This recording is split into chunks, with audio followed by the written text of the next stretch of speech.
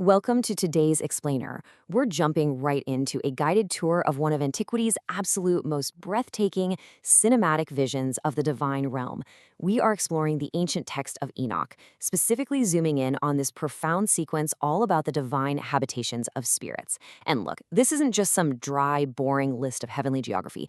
It's a vivid, sensory overload of a journey that actually attempts to put the infinite into words.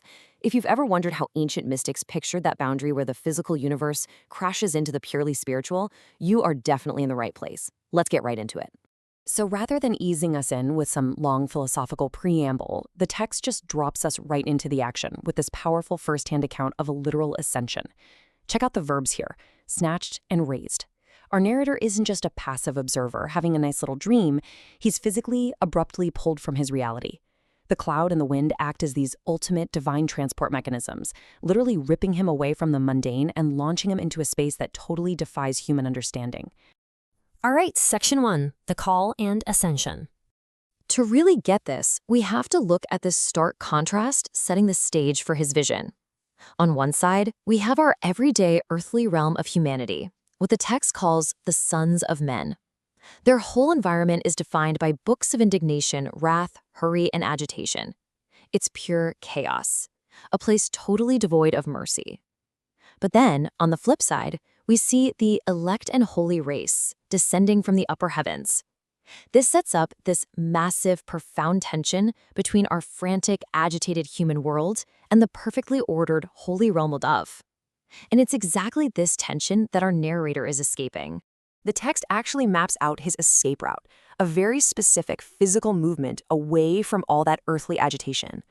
It's a three-step ascension. First, snatched up by a cloud. Second, raised by the wind high above the earth. And third, and this is the absolute crucial part, he is placed at the extremity of the heavens. He's not just floating around in the clouds, he is pushed to the very boundary line, the exact edge where the physical universe stops and the divine habitations of spirits actually begin. Which brings us to Section 2, Habitations of the Spirits. Okay, so once he's placed at the edge of the cosmos, the narrator's vision completely opens up, revealing the specific dwelling places of these spiritual beings. And notice the incredibly intimate terminology used here. He talks about seeing their habitations and couches. It implies a real place of residence, a place of belonging and rest. But wait, these angels and saints aren't just kicking back and lounging around. The text explicitly points out that from these very couches, they are actively entreating, supplicating, and praying for the sons of men. So even way up in the heights of the divine realm, their focus is totally tethered to the agitated earthly world below, constantly acting as intercessors. As he looks closer at the divine habitations of spirits, he takes note of who actually lives there. He sees the dwelling of the elect.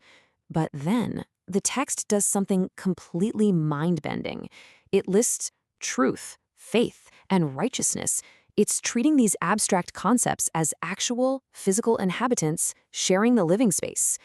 In this divine realm, righteousness isn't just an idea or a way of behaving. It's a tangible entity that occupies space right alongside the angels. Imagine walking into a room and literally encountering faith. Incredible, right? And if you're wondering about the scale of this place, the source describes the sheer volume of the holy and elect standing in God's presence as completely uncountable, just an infinite number. We are not talking about some small, exclusive VIP room with a bouncer here. This is a vast, limitless expanse filled with an endless multitude. It really drives home the overwhelming, almost terrifying scale of the divine habitation. Let's move into Section 3, Elements of the Divine. As the vision expands, the text brilliantly translates those abstract metaphysical concepts we just talked about into highly visual, elemental forces that we can actually wrap our heads around. This is literally some of the most beautiful poetry in the entire source. Righteousness like water flowed before them, and mercy like dew was scattered over the earth. Remember that earthly realm of wrath and agitation?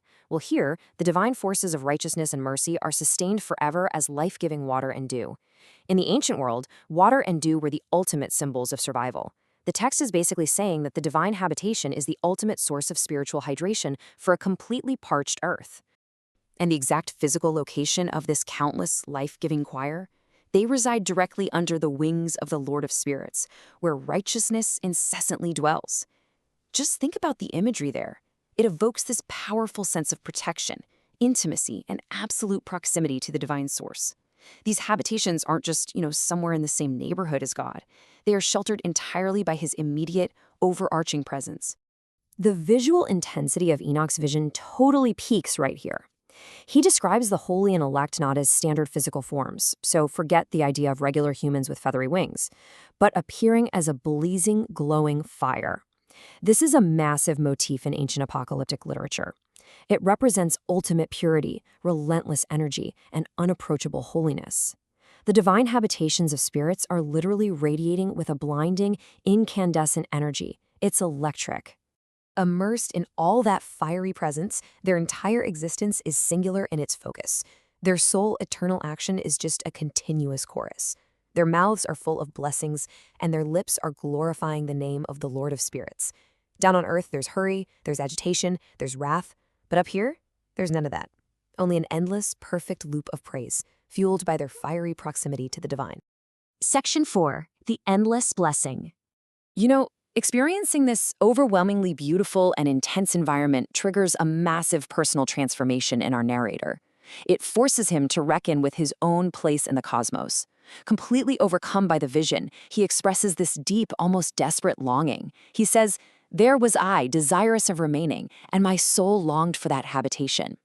And honestly, think about it. After seeing the night and day contrast between our chaotic earth and this perfectly ordered, fiery, life-giving realm of spirits, who wouldn't want to stay?